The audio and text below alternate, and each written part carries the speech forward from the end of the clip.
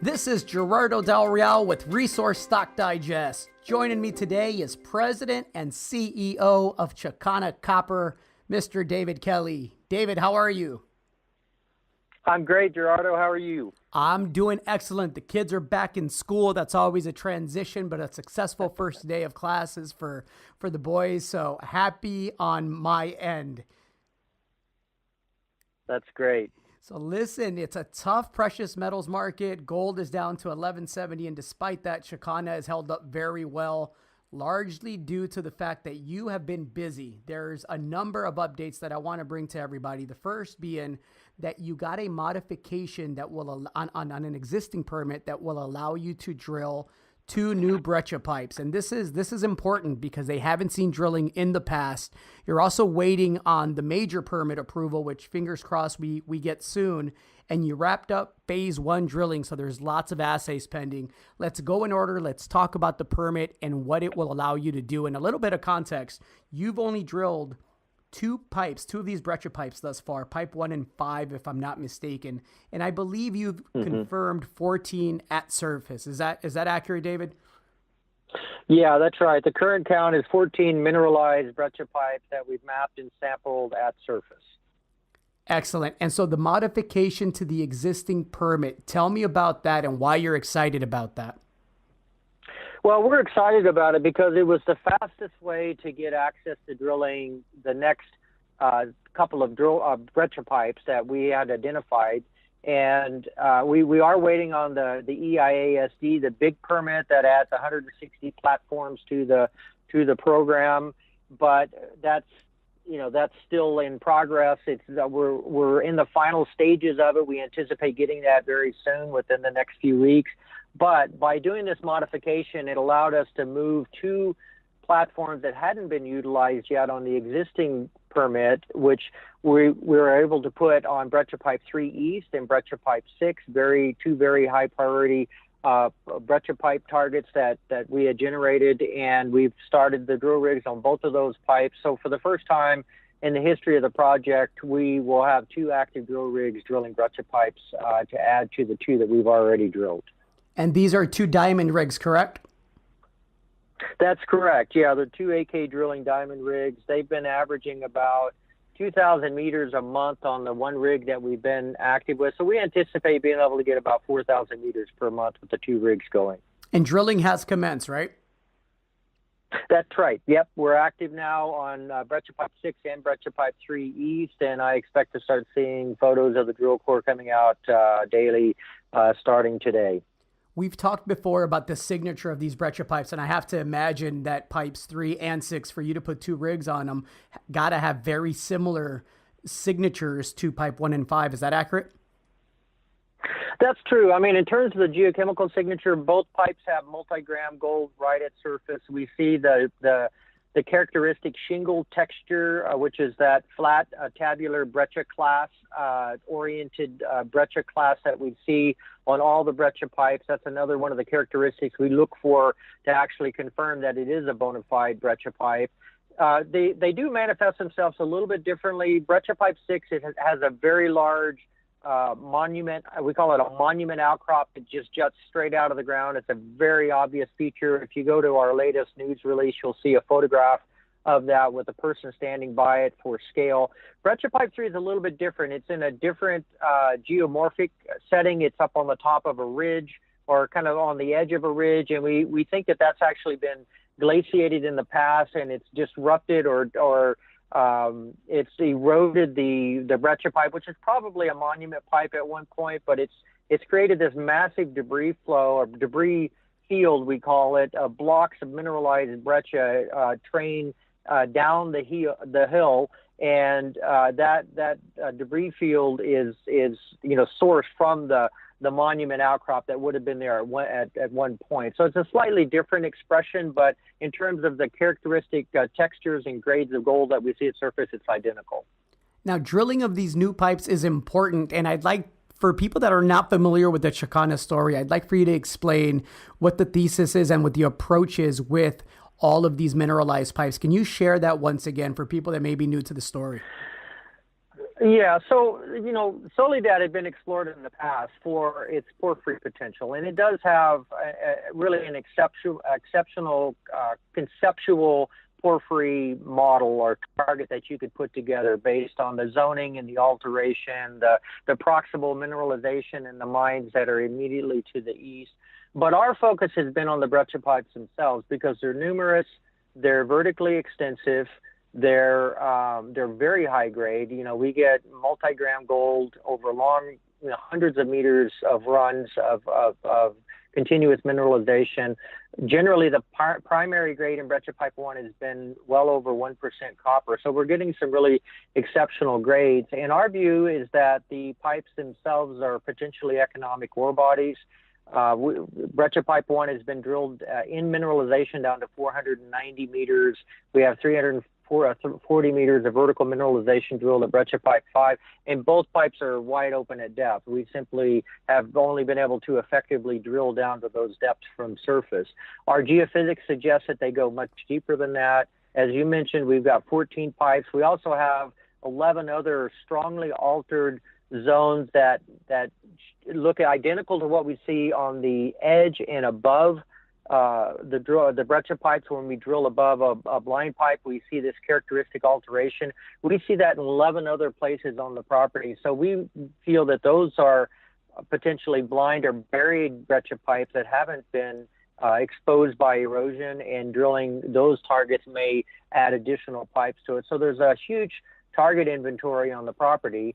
And our view is that if we can get significant tons on an individual pipe basis, putting the multiple pipes together for an initial inferred resource and ultimately a mining operation that would be able to mine multiple pipes at the same time, is the real potential of this project.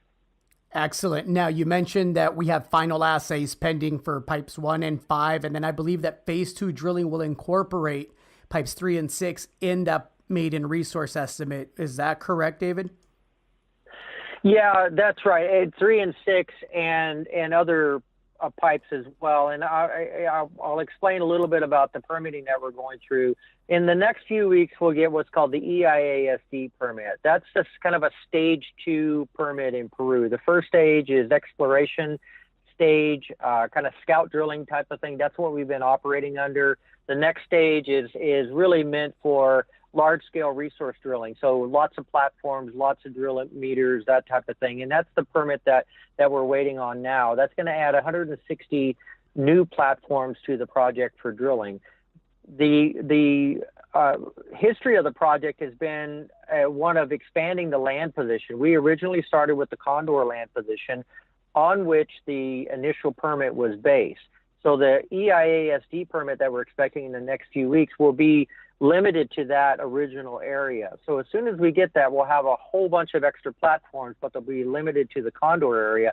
So we go through a modification process at that point to expand the work area to include the new mineral rights that we've acquired and has been published in our news releases. And that gives us access to a whole series of other very high priority breccia pipes, including the Huancarama breccia pipe, which is the biggest and largest complex of breccias on the property, very high grade mineralization exposed right at surface. And we're real excited to be able to drill that. So you can expect that this drilling, that phase 2 drilling that we started now, encompassing breccia pipes 3 and 6, to expand ultimately in the month of December. November, December is kind of the time frame we're looking at to include those additional pipes. And our goal for the resource in the first quarter of 2019 is to have a resource that includes 4 or 5 or 6 of these breccia pipes to just kind of give an initial indication of what the upside potential of the project could be. Well, exciting times at Chakana. I mentioned it's a tough market in the junior resource space. You're doing everything right. What's the cash position look like, David? We're just below 12 million cash. We're at about 11.8, I believe, and Canadian, and that's certainly sufficient for us to keep the 2 drill rigs going through the end of the year.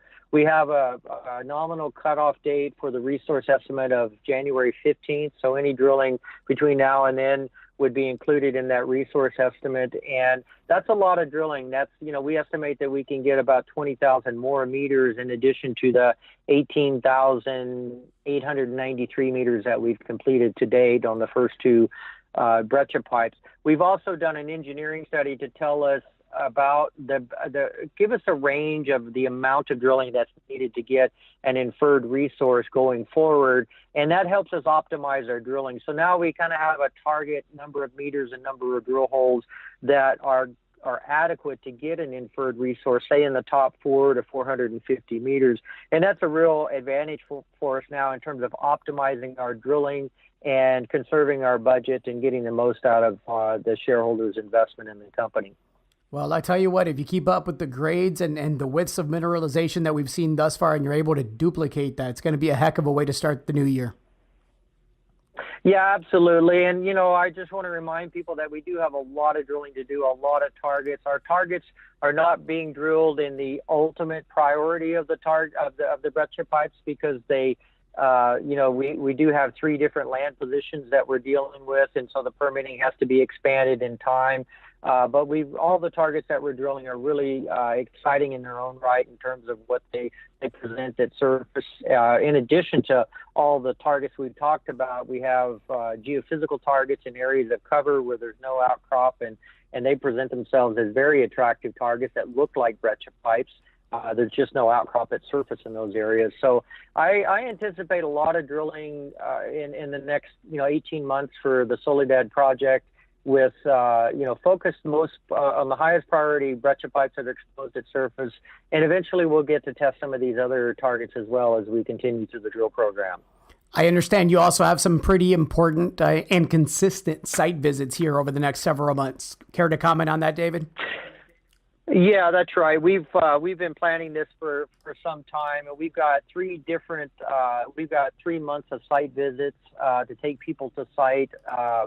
Analysts, geologists from retail firms, newsletter writers, people that will help us get the story out. And I love this part of the business, because when I take people to a project like Soledad and show them the potential, it's really an impressive sight to see these breccia pipes sticking straight out of the ground, and then spend the day walking between the different breccia pipes and seeing how large the field is, and really, what the upside potential is. And we'll start by looking at drill core from the previous drilling that we've done.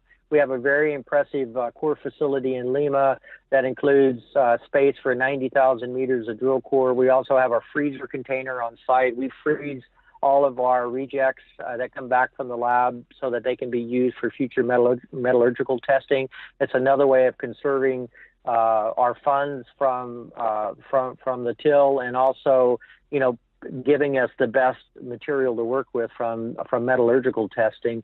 And so we'll start the tours with that. We'll take them to site. They'll get to see the lay of the land. They'll see and appreciate the fact that there's 500 meters of vertical relief on the mountain where these breccia pipes exist, and that's a great aspect for future mining, to be able to come in from the valley bottom and undercut the breccia pipes, to be able to drift between multiple breccia pipes and get access to several pipes at the same time. And ultimately, mining, we would envision, would involve the production of multiple pipes at the same time, and hence the ability to get the production rate up to a significant level. Good stuff, David. Sounds like an exciting second half and start to the new year. Thanks again for coming on for the update. You bet, Gerardo. Anytime. Thank you.